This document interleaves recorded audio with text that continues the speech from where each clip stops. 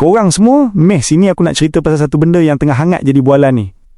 Kita semua tahu kan pasal kisah sedih etnik Rohingya ni. Cerita dia bermula masa Perang Dunia Kedua lagi. Masa tu mereka ni sokong British, manakala kaum Rakhine yang majoriti Buddha pula sokong tentera Jepun. Bila dua pihak ni bertembung, habis berlakulah peristiwa bunuh sesama sendiri yang tinggalkan dendam kesumat sampai sekarang. Ramai rakyat Myanmar ni memang pegang prinsip yang Rohingya ni bukan etnik asal, tapi pendatang dari Bengal yang masuk masa zaman penjajahan.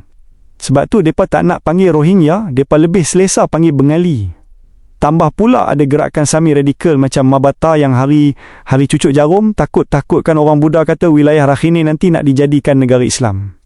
Puncanya, pada tahun 1982, junta tentera Myanmar terus buang etnik Rohingya daripada senarai 135 etnik rasmi negara tu.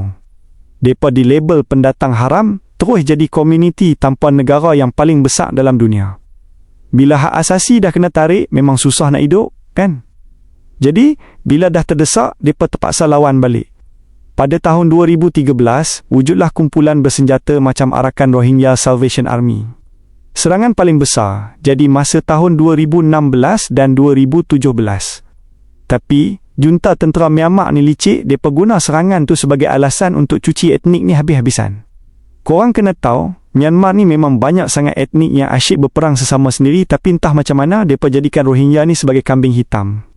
Tentera mainkan sentimen agama, kata Rohingya ni ancaman pada agama Buddha, terus semua etnik lain bersatu hati nak hantam Rohingya ni. Tahun 2017 jadi kemuncak, pembunuhan beramai-ramai, rogol sampai bakar ratusan kampung jadi bukti nyata. Boleh kata ni antara penghapusan etnik yang paling teruk zaman moden. Lebih dari 1 juta orang terpaksa lari bawa diri ke merata dunia, termasuklah sampai ke negara kita. Masa awal-awal dulu, kita memang bersimpati sebab orang kita kan memang jenis lembut hati dan mudah terima orang.